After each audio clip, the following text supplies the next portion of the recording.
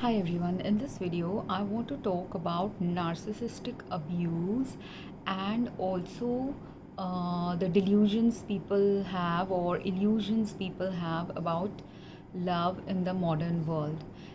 When we were growing up, we've all grown up watching TV series in English or Hindi in India, where we have, and also even in our regional languages or even in our Indian mythology, there is all these perception of what true love is supposed to be based on the mythological stories, religious stories, as well as whatever we perceive in front of us is actually true love.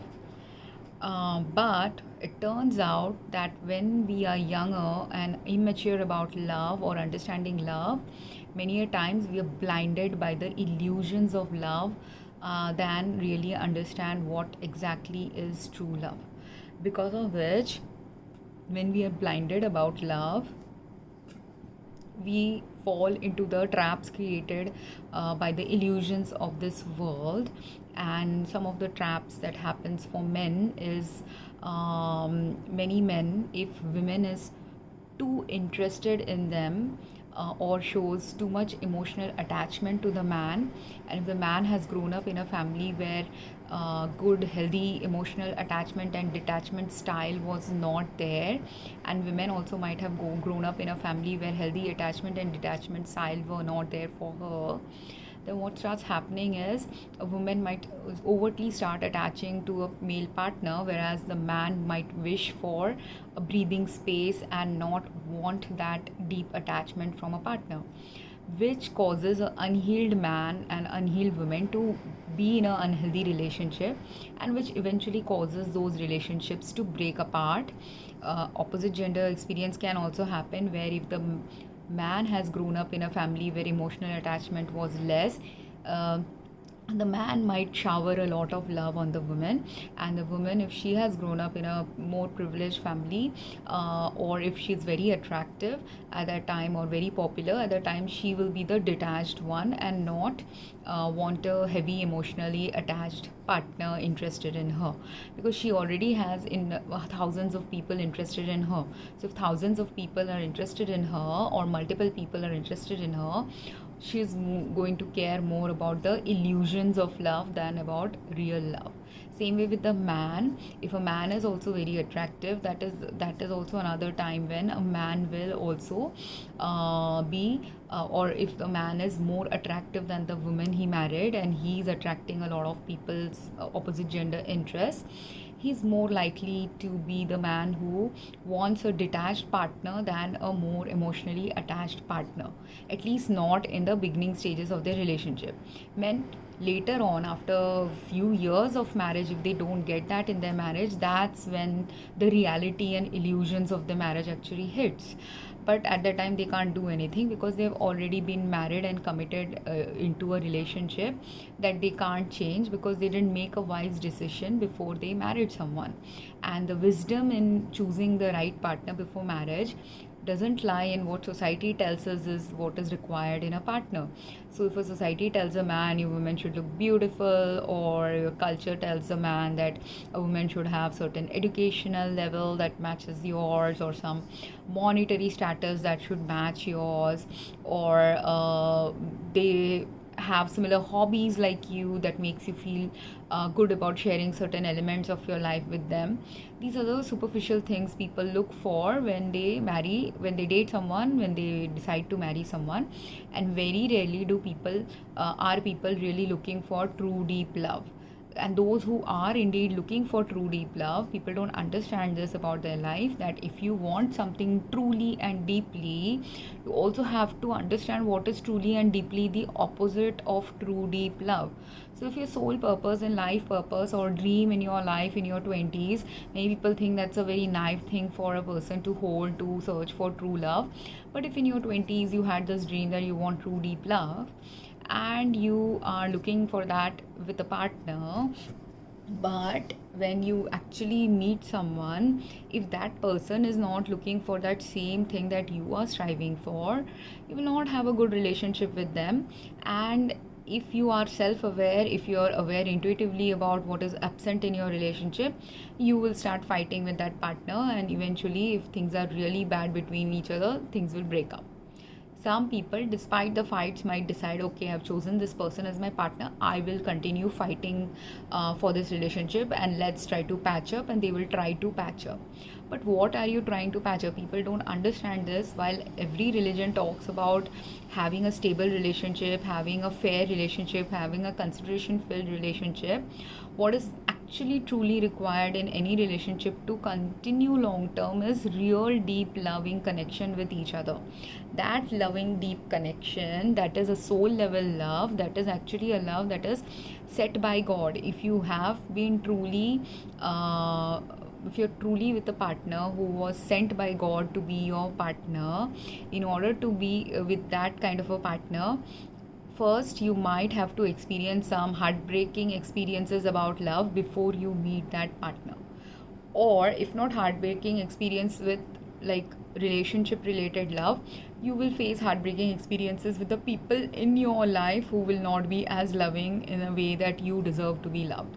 Because that is, if you don't have the opposite experience of love, you can never get to understand what is real love. So many people, when they get disappointed about heartbreaks, when they are in a trauma about a person betraying them, when they are in a shock that they are with a partner who doesn't actually love them, all these soul searching experiences or breakdown experiences or seemingly negative experiences are really usually not negative. It can only become truly toxic and negative when your partner is beating you a lot constantly, abusing you a lot repeatedly every day, minimizing your emotions daily, criticizing you subtly, overtly, covertly, making fun of you all the time, or not understanding the value and worth of whatever is the good and bad in you.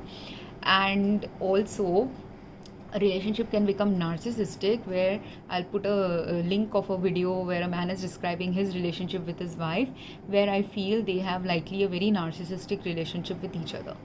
And the man was also a narcissist. He doesn't understand it. The day he's mentioning it is a few years down the line, possibly after he has got married. And if he hadn't been a narcissistic person, the fact that this woman doesn't love him, the fact that this woman doesn't consider him attractive, he would have understood that a long time before he he decided to marry her. Because but the reason why he couldn't distinguish between what is a narcissistic relationship or what is a narcissistic partner, partly we can't distinguish that when we are ourselves a little bit narcissistic, and secondly, you will those who are narcissistic themselves, like if say there are two people in a relationship, either both, and it is a narcissistic abuse related relationship, most of the time both of them will be either 50% narcissistic, or one of them will be if one partner is 80% narcissistic, other has to be at least 20% narcissistic for them to have even considered marrying each other. Because that's when you ignore the red flags. The red flags of a relationship is if a woman doesn't fight with you, if a woman or a man, like in this relationship, the thing that is bothering him now, that when he's looking his best, his wife doesn't even care how he looks. That's happening because his wife doesn't consider him to be didn't consider whether he's attractive or not attractive, or she just possibly just wanted a ring and wanted marriage, and that's why she might have married him. There could be other selfish reasons. He might have a social status that is important to her, that's why she could have married him. Whatever it is, she might likely married him for some practical reasons rather than deep emotional reasons related to love. Because imagine, if you were in a loving relationship with someone, you will continue to find your partner attractive even in their worst days. If not attractive, you will not definitely say these kind of words that this wife is saying. And if before this conversation they didn't have any fight that happened between them, or they were not going through a really rough patch in their marital life, then definitely this shows that the wife was never in love with the husband and she just married for some practical reasons. Now, if you are not narcissistic, and or if you are very mildly narcissistic, you will realize all these red flags sooner, and you might realizes while you're dating, and you will break off your relationship. If you have self-worth, self-care, self-consideration, and understand that what is really truly important in a loving relationship. Secondly, and he's again a little narcissistic, that's why he got shocked, because why should it bother you that even at your best looking self your wife is not giving you praise? Like, if they were really in a healthy relationship, you would not even require validation from your spouse about how good you are looking. The reason why he's seeking validation is because the spouse is narcissistic. She likely never praises him, likely never supports him in a way a loving spouse will do, likely never shows a emotional response that shows that they are in a loving relationship. That's why you seek validation. People who need validation from their spouses are people who are either narcissistic. Those people will need constant validation from their spouses via words. Otherwise, most of the time, people's actions are the place where true love shows up. True love doesn't show up via the words you use. Maybe before you get married or during a marriage vow, at that time what words you choose to use is important. While in a marriage, when you are communicating with each other, if you understand each other's love language or language of communication, that is important in a relationship. But actual I love you, especially because I've lived in India where no one has ever said I love you to me. So for me, if a person doesn't say those words, it's not important. Many Asian families know this, that the saying of the word doesn't show when love is present in a relationship. What actually shows when love or care is present is in the acts of love and care you do for each other, in the way in which you love and care for each other, in the way in which you are supporting each other. And obviously the wife never supports him, and because he was narcissistic earlier, he didn't realize that. But slowly as he's evolving in life, he's finally realizing the imbalance that is there. And at this point of time, if he ever had a girlfriend before this woman he married, or a couple of different girlfriends he might have dated, he might finally realize what those women had to offer to him, especially because I feel the reason why their relationship, after a few years down the marriage, he's realizing this about his relationship, is because he does have context about what a woman who does appreciate you, does find you attractive, will do, which he doesn't have in his relationship. And it's important, if you don't find your spouse attractive 2-3 years down the marriage, or even before marrying them you never found them really that attractive, why are you wasting your life with a partner? Or why are you giving away just because you wanted a ring, just because you wanted a particular social status? Is it fair to marry someone who may not be who wouldn't be a good spouse to you simply because you don't love them? No one can create love out of thin air. In order for love to be truly present in a relationship, both partners have to love each other the right way. If only one partner loves the other partner doesn't love like the husband is loving his wife, obviously that's why he's appreciating his wife. But if the wife is not appreciative of the husband, or doesn't find anything worth appreciating in the husband, then is that a real relationship they should hold or have in their life? That is something people should realize. And if they realize it before they marry someone, it is better for people to realize it before they marry someone, because it's important to understand and learn from your experiences, life experiences with your parents only, to first figure out if you had a deep, loving, good family life with your parents and siblings. Then you start figuring out what is a good basis of good, solid, structured love from the family you had. If you didn't have family who had good, solid, loving relationships, then you understand from the friends and other people.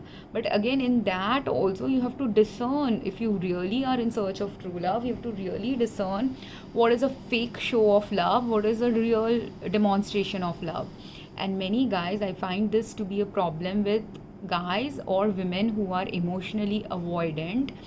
These people find that a relationship where a woman is not like disordering their life, or meaning if you start dating someone, women are meant to, first of all, feminine energy's purpose is to bring some disruption and change in our life or shift in our life. So when a man is dating someone and he's in a phase of life where change and evolution is needed in his life, that is the time point at which he will meet women as potential life partners. But at the time when he is meeting these potential life partners, he is ready for change. If the potential life partner is not ready for change, or she's just dating the man for just a lark, or just pretense, or just simply because everyone else is getting dating, she wants to date. So those type of women who are just the users, manipulators, just dating for the sake of fun, just being with someone because they need some company, or just being with someone because they love this male attention of people showering them with gifts and everything. They're the receivers basically. So when they are these receiving type, then the man finds that more of a comfort zone than a woman who is also equally giving, especially if the man never had a good, loving, stable relationship in his childhood days, or if he has a very distorted perception about love, where he equates love to a man only giving things to the woman. But real love is not that. Real love is both man and woman give to each other equally. It can be monetary things they give to each other, it can be monetary plus emotional things they are giving to each other, it can be the care and consideration they are meant to give to each other.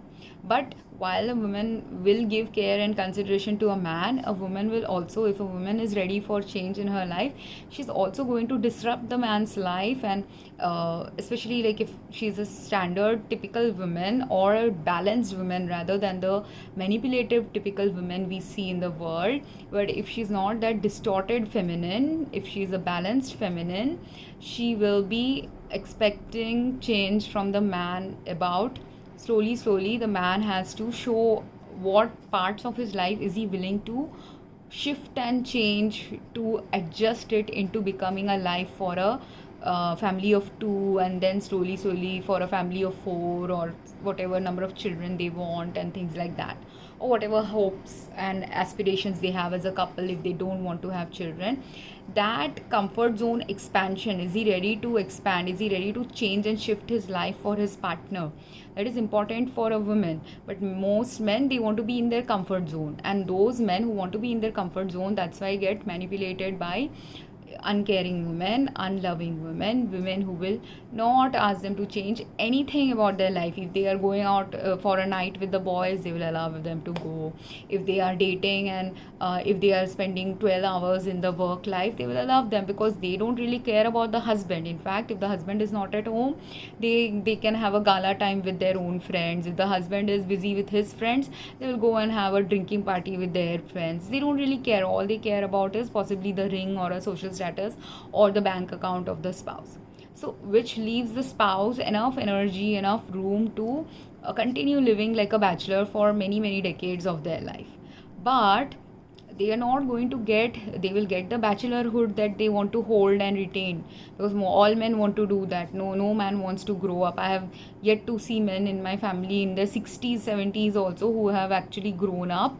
They are still like 30-year-olds, some of the men in my family, or not even 30-year-olds. Some of them are even like teenagers. Even now they expect life to be like a teenager, where everyone else will be doing things for them. They are incapable of doing things for themselves. So, or doing the right thing for everyone. Like when you mature, you have to start learning and discerning what is the matured thing to do for everyone in the family, what is the balanced thing to do, what is the aligned thing to do. But they don't do that, simply because no one taught them how to grow up. They never themselves learned how to grow up or evolve in life. And when the men in the family who are this way, either when they hold a lot of patriarchal power in the family, they tend to do this. Those who have a lot of monetary power tend to do this, and those who might not have patriarchal or monetary power, but still they will do this if their wives have died, or if they had very flexible people in their life who allowed them to be just as they are. But in love, or in true, deep, actual, meaningful love, you can't have all the time a partner who will just allow you to do whatever you wish to do. then that partner will lead you to do what? That partner will lead you to, if your friends are going out on toxic teen like activities of going to a strip club and things like that, they will allow you to do that in your 40s, 50s, whatever age you want to do that. And they will not care that you're carrying STD. They will not care that you are promoting promiscuity. They will not care that despite being married, you are, if you go on an addiction of a drinking binge, or addiction of a smoking binge, or addiction of drugs, they will literally not care. For them, in fact, it is, if they've really married you for your money or a social status, if you die, it is okay for them, because once you die, they will easily go and get married to someone else. Once you die, they will easily go and use that money for something else. So that, because that is what is the more likely trajectory to follow if they really didn't care about you or your presence in their life. And that's why, and this is also true of opposite gender too.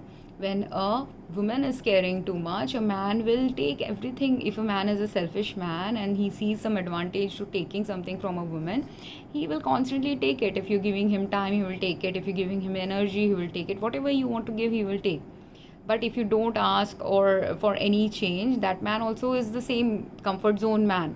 But instead of just the comfort zone man who is kinder and gives you money, this is a comfort zone man who's a narcissistic man as well. So like this woman who never praises her husband, who never finds the husband, actually who didn't even find the husband attractive before they were getting married, that if a woman is in that kind of a narcissistic relationship, her husband will be like that. He will not compliment her, he will not appreciate her. And it's not about the words again, it's about showing via actions whether they really care. And he will not care. If he really didn't care, he will not care, irrespective of if attraction is also not there. And in a man's lens, usually if you are a very masculine energy oriented person, that physical attraction is very important. So if a man doesn't even find a woman attractive, then he's definitely there in that relationship to just simply take advantage of her money and other things. So if people want to avoid these relationships, they have to heal their inner childhood wounds related to toxic attachment style.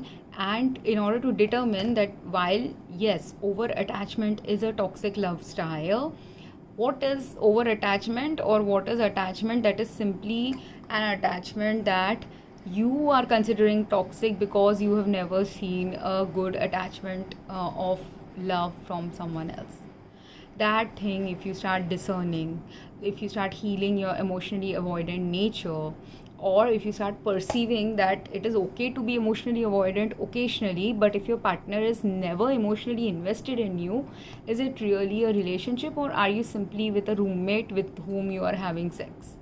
These kind of things, if people don't examine in relationships, they do end up with partners who are not going to care for them when crisis hits, who are not going to care for them or who will pretend to care for them when a crisis hits, but at a deeper level they will never get the love that their soul was meant to have. And that love can't reach them also. Even if that love exists in the world, somewhere in the world, they can't have that love manifest in their life if they continue living with people or considering a false illusion of love as true love. Because many men do this too. Many men have this problem of, and I understand that religion, men or women, when religion has taught us or culture has taught us that being with a faithful partner, once you get married, that's it. You cannot change your partner. Or once you're in love, you have to stick it through. That is true. It is really true that once you're married, you should stick it through. Once you're in love, you should pull through all the rough patches of the marriage. But what is the other side of the experience? The other side of the experience is it can't be a unequally yoked, imbalanced or illusion of love-based marriage. Because if it is that kind of a marriage, it goes against all religious principles, all actual principles of earthly living. Because in order to have balanced life on earth, mutual love, mutually beneficial love, mutually merging love, mutually aligned love is more necessary than a love where you're just sticking through something irrespective of how crappy it is. Because if it is abusive love, this is the beginning sign of a toxic narcissistic relationships, beginning stages of realization of the partner who's starting to awaken that he doesn't have a equally yoked partnership with his partner. So how much ever he tries to be loyal to her, or he wants to be loyal to her, or he wants a relationship filled with loyalty, the relationship actually will not have any elements of loyalty, will not have any elements of true love, will not have any elements of deep love. All have is element of a love that has been tied with a knot of a marriage, but that knot is a false knot. And that knot, when it is time for that knot to break, that is the time when one or the other partner will start waking up to how bad the marriage is. And once you've started waking up, you have to do a lot of healing to separate from false love. You have to do a lot of soul searching and connect to God and connect to many things related to deeper love if your soul is starting to awaken about what is true deep love. Otherwise, you will continue being exploited by multiple people, you will continue being used by multiple people, you will continue feeling silently depressed or unhappy or feeling unworthy in your relationships with people, because you have not sought or taken the steps towards true love. I had to go through these experiences when I was young, and when I was young, it constantly kept showing up in my life, both as a child as well as in my 20s and 30s when I was in search of love. And that's when in my 30s I realized finally that all these elements related to fake love, illusions of love, or I had also married someone thinking that looking at he love bombed me in a way where he never said he loved me, but he indicated he might be falling in love with me, but it was a complete love bombing stage. And when I finally got married, I found out that he wasn't in love with me. He was just simply pretending to show that he might be in love. And he also every choice where he could show love, he showed the opposite of love. So that's when I realized I made a mistake, that I fell for an illusion of love. So I've fallen for multiple illusions of love, and that kept happening to me because, again, as I said, if you are in search of true love, you will also fall for the illusions of love first.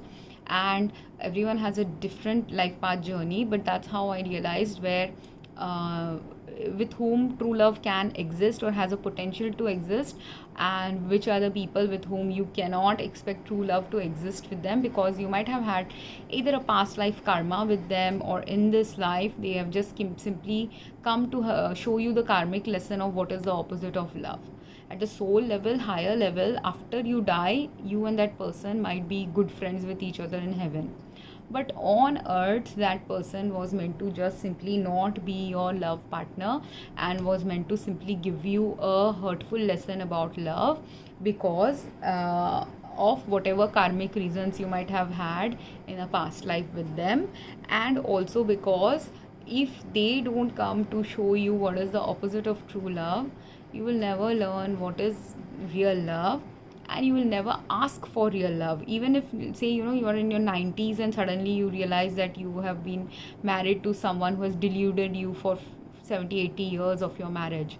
Not 80 years, if you're 90, maybe you were married for 50-60 years. So whatever years of your marriage, decades of your marriage, or even last 10 years of your marriage, you met someone, you thought it was great love story, and you married them. But in 10 years time or 50 years time, you realize this person was hiding things from you or doing something that is opposite of love. Again, that partner in that lifetime for you was simply there to show you what is false love, so that in your next life, when you actually meet a partner who will have the potential to show you true love, you will not reject that true love, you will not run away from that true love, or you would have learned the lesson deep enough to value true love from anyone. So I hope this was informative, And I hope people who are going through heartbreaks, who are going through these betrayals where they don't understand how they didn't see this about their partner, they need to realize the only time they can really see this about a narcissistic partner or a partner who was selfishly married to you is when you are ready to wake up to actually finding true love, or wake up to actually starting your journey about love. Otherwise you will not, if you're not wanting that journey about love, or if you get tied up in a very toxic marriage with someone, at that time you have to ask God to help you to get the right life lesson, traverse the right soul path with the person who is not in love with you, and who you are also actually not in love with them. You were just in love with an illusion of them. That is also what some people have to realize, because many people, it is an illusion. When if you are emotionally avoidant, if 10 girls are interested in you, and out of the 10 girls, the one girl who didn't show that much interest, you decided she doesn't show that much interest because she values herself. And while it is true indeed that someone who values herself will also not show that much interest, but there's a difference between someone who values herself and someone who values herself and uses others for their selfish narcissistic gain rather than for a balanced perspective on love. So that difference and discernment, if he doesn't get, he will never get towards true love, and he can never teach those things also. Say if he was not only supposed to learn about true love, but he has some children, or he will have some children in the future, those children, if they are also meant to learn about true love from him, they can't learn that experience only if he has never himself crystallized that true love experience. That's the reason why also we have so many emotionally avoidant men and women, because if you never understood a true love experience on earthly life with your parents, siblings, other good relationships, how can you teach something that you haven't yourself experienced first? And how can you experience something deeply without having also understood what is the opposite of that experience? In the opposite of some experience only are you able to actually realize the depth of a experience. And that's why those people who are in the twin flame journey or ascension journey towards awakening towards better kind of loving others, that's why go through multiple betrayals in their life, where every betrayal is actually a kind of life lesson about what is the opposite kind of love in that relationship. If your friend has betrayed, you understand what is good friendship then, when a good friend will come in your life. If a spouse has betrayed, again you will understand later on, maybe a decade later, what true love is supposed to be. When your parents have betrayed, again, if in the future, say you are meant to work with the elderly or help the elderly, or find someone who is going to be your the parents of your spouse. So if your parents were betraying you, it means you have some other parental figure who will show up in your life later on in the future, but they may not be your actual parents. They could be a stranger you help out because they look like a parent, or it could be someone who is your spouse's parent. So all these are the reasons why you get betrayed in love, when you are betrayed in any kind of love. If you have any questions, please drop a comment. I would love to hear your stories on this. Thank you. Have a great day.